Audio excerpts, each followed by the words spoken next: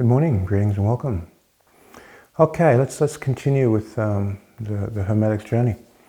Now, in the Hermetics process, we start off watching our thoughts arise and fall away, and we find the nature of the mental landscape, the way the thoughts vibrate on this mental landscape, the way your mind touches a thought, and when your mind touches it, it engages into a story, and then when you realize I'm not meant to be touching the thoughts, you step back and you dissolve the story. So you became aware of, this is how I create. When mind, substance, on the mental plane touches a thought, it becomes an astral quality, and the thought form generates momentum into a story. So it moves from the mental plane into the astral plane. And then there's yearnings which arise to act upon it, which moves it into physical action. And if you repeated that action, you have a habit. And then inside that learning, we learn, if there's a story that has formed, I have to pull my mind back from it and not touch that story so that I can begin dissolving the causal pattern of the habit, the causal pattern of the feeling, and the way my mind magnetically attaches to these thoughts. And I can reverse engineer all that and go through the release cycle, what some systems call the destructive cycle. You just destroy the story by pulling it apart and dissolving it. And this is the first thing you learn in Hermetics. And this is the fabric of all the magical training, all the esoteric psychology, the structure of how the elements come into form. Everything comes off your first lesson. You watch your thoughts rise and fall away, you journal your experience, and that will be in your journal within the first few sessions.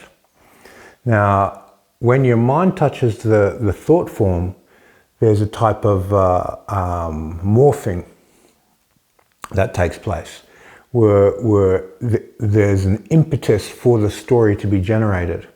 Now that story, as it's being generated, it's pulling past memories and alpha tuning forks of feeling from your astral body to make the story. And as it does this, there's a mixing of all your past experiences to generate a new idea, a new experience, a new concept, a new story. And we paid attention to this morphing process, how the mind touches a thought and then all of a sudden it ripples through, and what is the structure of those thoughts? So how does it form? Why does it form? And you journaled that, you investigated that, you defined it, and you got to know, okay, this is how my personality is forming itself. This is how my desires are forming. You know, I get a piece of advertising on Facebook, my mind touches it, it interacts, I make a story, I emotionally invest in the story, and my mind has just been controlled by Facebook. You get this idea of, this is how my environment is regulating me. From your parents to your school, to the media, to your friends. You get all these contact sensory things your mind touches and makes stories about. And as we become sensitive to this, we go, well, what stories do I wish to engage and which stories do I not wish to engage? You start generating what we call an entry level of freedom of choice. That at the moment, people don't have any freedom of choice in what stories they engage. It happens unconsciously. They have an unconscious pull towards some things and an unconscious aversion towards other things. So it's not a conscious choice. It's a behaviorally conditioned unconscious choice.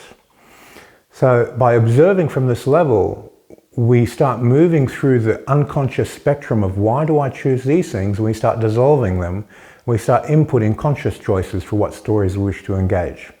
And what this does is it changes the direction of the stream.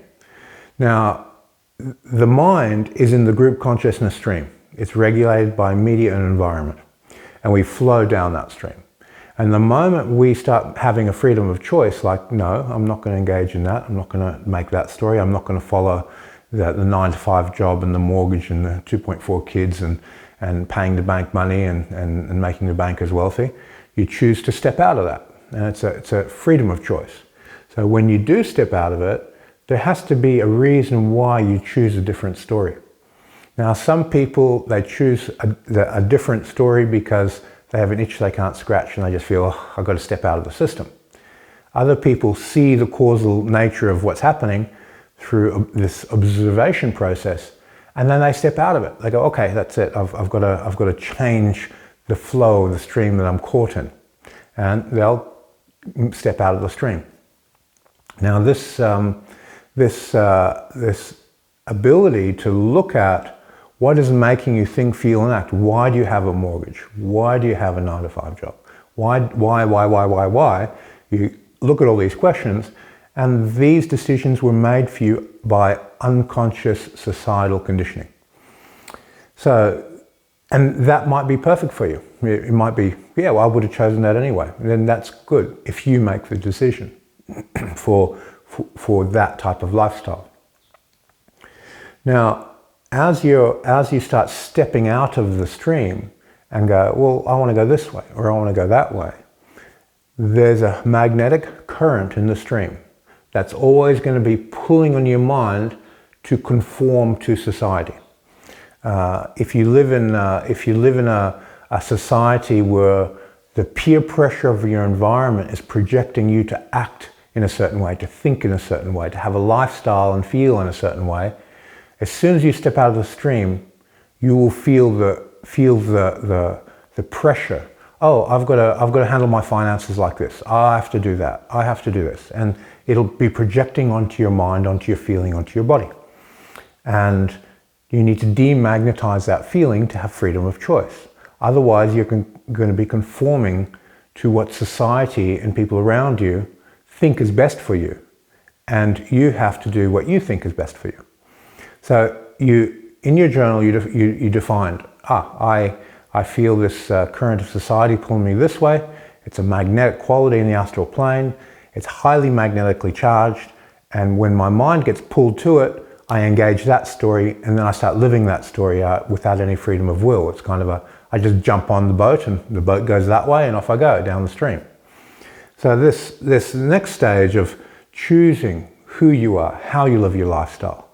And as I said before, some people want to get on that boat and they're happy on that boat. Perfect. That's good for them because they get a free ride. They can ride that energy and get what they want out of life. For people who are on a spiritual life, they need more freedom of choice. They need to make their own choices, and it's a deep inner yearning to be free. And there's a very clear sense of, when I'm on that boat, I'm not steering the boat. The group consciousness is taking it in a certain direction. And there's no big conspiracy in that either. It's just an accumulation of survivors moving forward with an agreed direction of thinking, feeling, and action. And some people have this conspiracy thing. Oh, there's this, all these powers. No, people are sheep and they want to be led, and they produce those powers to lead them. Powerful people they take advantage of opportunity. And there has to be opportunity for them to take advantage of. So when the sheep gather together, the shepherd is going to arise. It's not a conspiracy where a shepherd is running around looking for sheep. There's sheep everywhere, and shepherds go, there's an opportunity. I'm going to take advantage of it. And then people call it a conspiracy. So there's far less conspiracies than what one would think, and there's far more sheep than what one would think. And practices are not sheep. They step out of the system. Sometimes they'll become shepherds, but not usually. You have sheep, you have shepherds, and you have neutral who are masters. They just walk their own path. They don't want to lead people, they don't want to follow people, they do their own thing, and they practice. And that's the profile of most of the masters. You look at any Arahant here in Thailand, before they became an Arahant, they're walking around in the forest practicing. They're wandering from temple to temple. They were an individual, not following anyone. Normally within any spiritual system, you need a framework to practice. So you'll have a few years, 4 to 5 years under a teacher to get a solid foundation. And once you've established that foundation, you go, okay, now I'm going to walk my path and practice. And the teacher will get to a point and look at the student and go, yep, your Samahati's grounded, you're solid in your spiritual work, you can leave, and the teacher will know the student's going to get good results going on their own. In the early stages, students don't have the mental stability to walk on their own. They simply can't. They need the structure, the group, the temple, the environment which they can become solid within their mind and their spiritual path. And this is what the temples are for. This is what the training organizations are for, to lay foundations so that people can get to a point where they don't need a teacher anymore, they can walk their own path. walk their own spiritual direction. And that's very important. And both of these levels have huge value. It's difficult for people to become stable without a mentor, without a group to help them generate stability within their path. Okay, so we started this journey. We learn how these stories are formed. We look at the group consciousness control that has over our behaviors, our thinking, our lifestyle choices. And then we start pulling it apart. We identify all these streams. We go, okay, this stream's caught me here, that one's caught me there. I've got that lifestyle thing, and you define who you are, and you define what you need to do to achieve freedom in your mind, to achieve freedom in your feeling, and achieve freedom in your lifestyle. And once you've defined those qualities, then you have part of your roadmap for your spiritual work in place.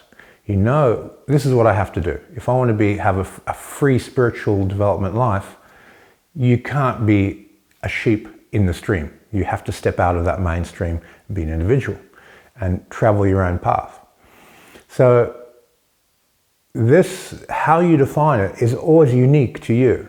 You look at yourself and look at your lifestyle, look at all your urges, look at all the things that are pulling you, and they become clearly defined. So this is your first couple steps in the initiation process. And then once you have the roadmap worked out, so like, okay, this is my personality, this is what I'm working with. Now how do I develop myself further? Then we start developing the mind further by separating the observer from the observed. Now, when you watch your thoughts arise and fall away and your mind stops touching the thoughts and making stories, there's a gap. Here's the observer, here's the observed. It separates and separates until the thoughts feel like they're really far away.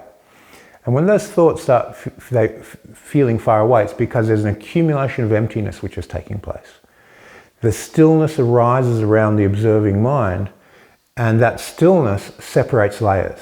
You start thinking, okay, well, these mental thoughts just aren't entering, these feelings are very far away, the body's far away, and you start to realize that you are mind substance.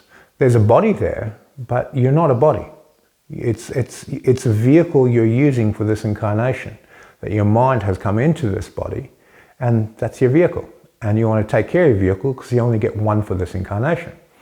So the mind substance generates an identity unto itself through that step 1, step 2 training process.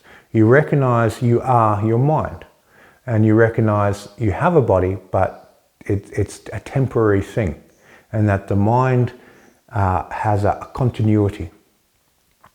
So this continuity, you recognize that your mind has a center of gravity. It has a vibrational center. And that vibrational center is where your mind dwells. So when you're released to the body, you've observed the rising, falling away thoughts to the point of stillness. Your mind floats within its own space. It's got a vibrational center of gravity. It's like, okay, I'm hovering and floating within this space. And when you're hovering and floating within that space, you need to recognize, well, if I lost my body right now, this is the space my mind would hover and float in, because this is the center of gravity of consciousness. Without a body, your mind will rise up to its natural center of gravity. Like will attract like, it'll go to a like frequency, and that's where it will be. And depending on how well your spirit senses are developed, how well you know that space. So we have a center of gravity of consciousness, and you become very aware that your spiritual path is, how do I raise the frequency of center of gravity of consciousness, of my mind, of spirit, and move from where you are to recognizing the divinity of who you are. So this raising of frequency is subject to certain conditions. The first is equanimity. How still is your mind? You'll notice the greater the stillness accumulation while you're watching your thoughts rise and fall away, and the further those thoughts get, everything becomes quieter, your physical body starts to disappear, and your mental space becomes bigger and bigger, and you get this freedom that starts to happen. And as you start touching this freedom, your astral ego body loses its grip on you. And that magnetic pull towards your spiritual work increases, because now the spirit is increasing its decision-making process in your experience rather than your ego choosing your decision-making process in your experience. And this is really big. So in Buddhism, they call this rapture. When you start to get a separation from the egoic self into the mind substance, you'll be practicing and all of a sudden you'll start crying, or you'll feel really free and wow, this feels wonderful, and you have euphoric chemicals running through your body because of the things that were holding onto you just drop off, that your mind is starting to become free. Now as it stabilizes, you start feeling a range of bliss qualities. So there's a very, very clear de-magnetizing of the astral grip of what holds you, and that drops away. And this will happen within the first 3 steps of training in Franz Barden's work, if you're committed to the process and you're journaling really well. People who don't journal don't balance the unconscious and conscious process, and the unconscious mind can't communicate how to train properly. So you need to journal really well to have fast results. Now I've seen people practice hermetics for many years without journaling, and they had almost no result. So it doesn't work very well without journaling. Journaling allows your subconscious mind to talk to you, and your conscious mind to absorb and redirect your process of how you practice. Take good notes, journal, contemplate the journal, refine the method. So the intuition and intellect can work together. They can be in harmony. All right, so we've gone through the first few steps of training. We've started work with life force, and so work with the elements, and as you work with the elements, the astral attachments reduce, because your mental body is regulating the power that fuels your astral attachments, and through working with those powers, you start letting go. You start dropping the anchors. And your decision-making process gets amplified. Do I take on a mortgage or don't I? And you get a very deep sense of, if you take on a mortgage and buy a house and you have to pay the bank and keep a job, that, well, I've just been trapped. And you'll get a natural aversion towards being trapped. It'll be, oh, that's an issue. Because your astral body is not subject to time in the same way your physical body is. It can predict the direction of the stream. So if it's going to move in a certain astral direction, because it's released of time, it knows what's coming. It feels the center of gravity of the stream and the directions it's moving. So your intuitions go, well, I know that's going to happen if I take that direction. I know that's going to happen if I take that direction.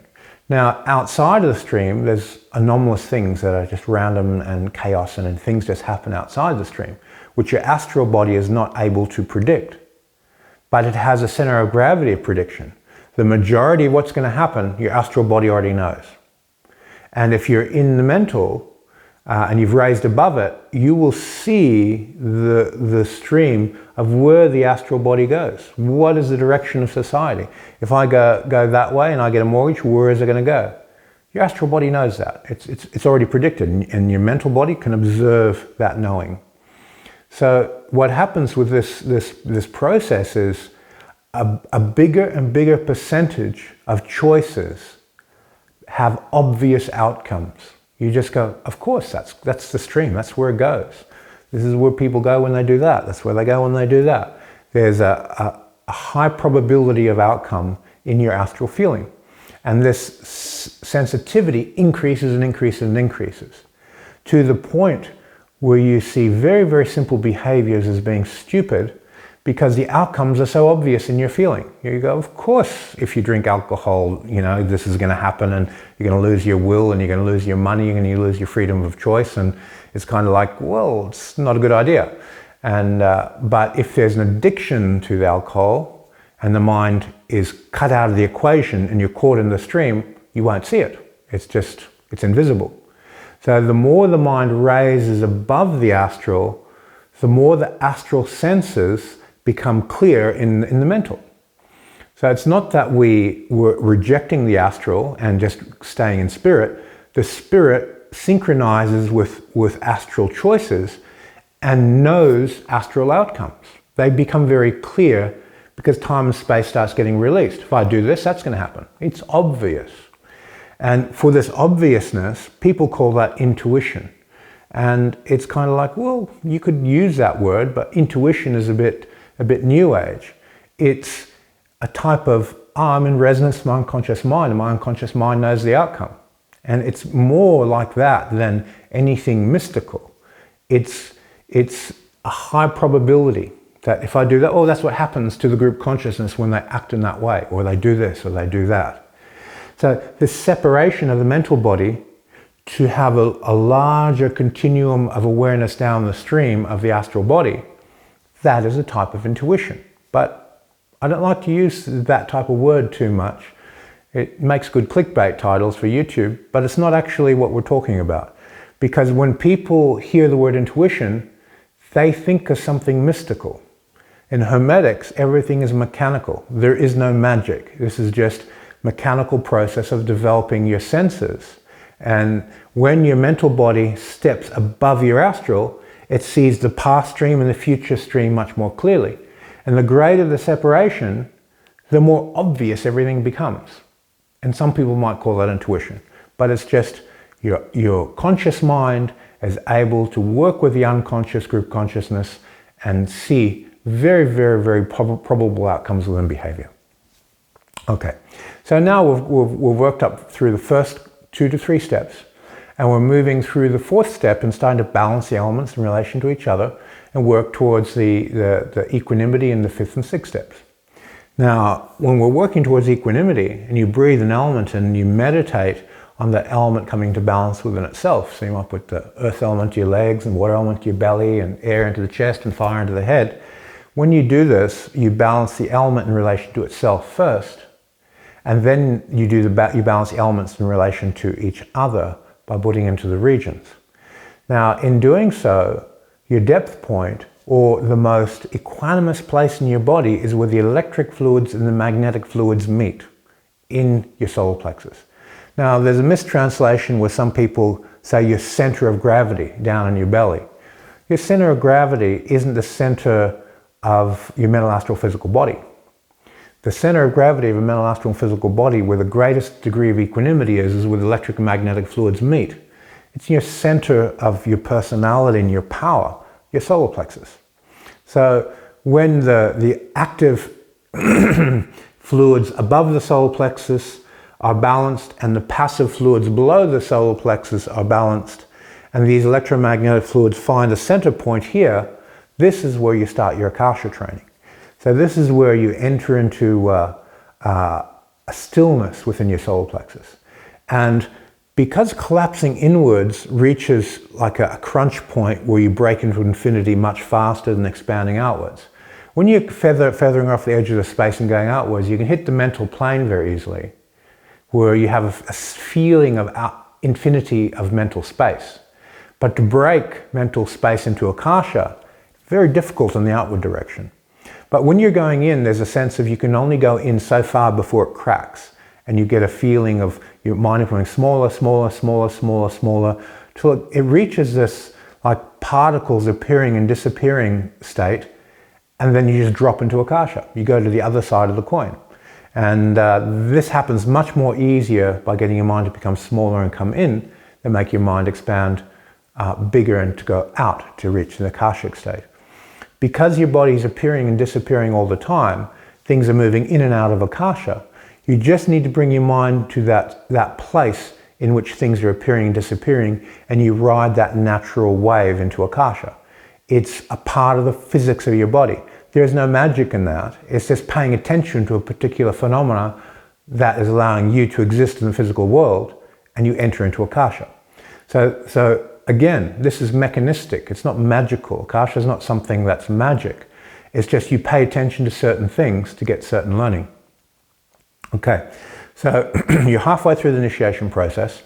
You've started to get the elements into balance and equanimity, and your mind is becoming smaller and smaller. You break that shell of form within the perception of your mind, and then you let your mind relax and sink into that particle level, and then you get sucked into Akasha.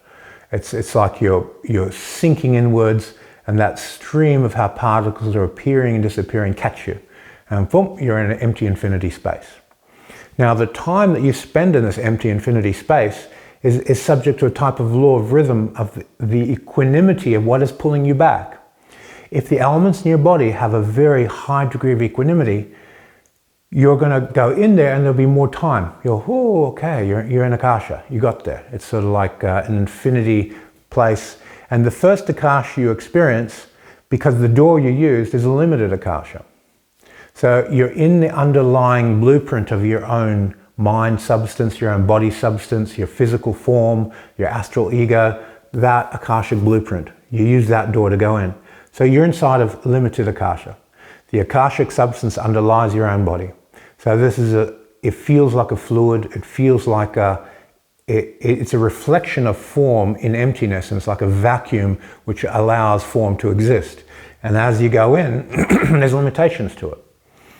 And but this is the door. You're in limited Akasha. Then as your concentration increases and you apply that same concept to the mind itself, and you move into the Akasha of the mind, you go into unlimited Akasha. So this is the next step. And we need to get to unlimited Akasha to turn the mirror of attention from being outward to the mind itself. And the mind is light. The mind is a divine spark of light. And that is a reflection of the universal mind. And that's the goal in Hermetics. This is what we go through this process for. And again, remember, everything is mechanistic. There's no magic. So people, when they hear the word magic, they go, oh wow, it's mystical and things just happen. You wave a wand.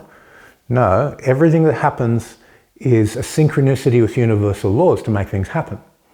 So you've got to be remained very, very grounded. For instance, the dumbest thing you can do is start doing rituals, because you have no training to understand the mechanisms of how this stuff works. So don't jump into rituals, because you'll get caught in this delusional space. Or worse yet, the rituals will actually work, and then you'll be a puppet for the power of the rituals, and you're not the master of them. Okay, so you've gone into the Akasha of your body, and you've gone into limited Akashic space by following the body appearing, disappearing on this particle level. And then your concentration is deepened through that Akashic breathing, and you go into the Akasha of your spirit, which is infinite, and you start getting universal mind experiences. You turn the mirror on the nature of your own mind, and you see divine light. And then you pay attention to that divine light, and this is what's called the brotherhood of light. It's a space of unmanifested pure light that exists just outside of everything in the universe. And you dwell within that. And that's where you want to bring the center of gravity of consciousness up to, because once you've spent a few years paying attention to that, and it's become a habit, when you rest your mind, you go into light. And when you're in light, that means, well, there's enough momentum in that when my body dies and the spirit separates, it's going to float up into its own center of gravity. This is divine light. And this is the platform that the Hermetics text takes you to. That's the purpose of the book, to get you into that place where you can just hold your mind in an unmanifested light state. So all the training, all the exercises, everything you're doing is to get there. Now, in Buddhism, they call this a non-returner. You have the first level, a stream enterer, then a once returner and a non-returner. A non-returner who is dropped into this light means that their will is in a place where the samsaric force doesn't force them to reincarnate, because it's just outside of that samsaric level. Nibbana is still above it, but they're in a place where they can continue to stay in this. They don't have to come back to the body, and they develop up to Nibbana over a very long time. But it's very slow from there to go up to there. It's easier to go back down here, develop themselves to go up to Nibbana, because of the laws of rhythm which are functioning. So this is why people do the initiation text. This is the reason. All the magical talk and all the techniques, they are for this one purpose. And the psychological framework is to get you to here. Once you're at that point, you have a very, very clear directive. Do I want to bring things into form? You do that for your path of service. Do you want to bring things out of form? You do that for your personal ascension. So we have two directions of energy movement. energy down for others, like bringing knowledge and making this video. I bring it down from light, bring it into the mind substance, translate it, and relate to you. Then for my personal practice, I do the opposite. I take all this contaminants inside my body and emotions and behaviors, and I relax it inwards and I bring it up and transform it to light, and I dwell within light. And I increase the stability of that light so that I know when I pass away, I'm going to be up and equalized with that space. And the Hermetics text gives you tools to do this. That's what it's for. It's not for magic per se. The tools for magic for tools for your service. But it gets you to the place in which you can be valuable in your path of service. And it gets you to a place where you understand the process of ascension. Okay, so I hope that is a good revision for those of you entering into the Hermetic path. And what the purpose of this video is to show you the bigger picture of where every single exercise is a piece of a puzzle taking you to a place. And this allows you to train differently. When you see the bigger picture in your mind, you go, well, if I just adjust this exercise this way, it's going to get me there quicker. If I adjust that exercise this way, it'll get me there quicker. And then once you get there, the lower exercises become easier and you can play with this process with a lot more freedom. Okay, thank you for your time. And see you in the next video.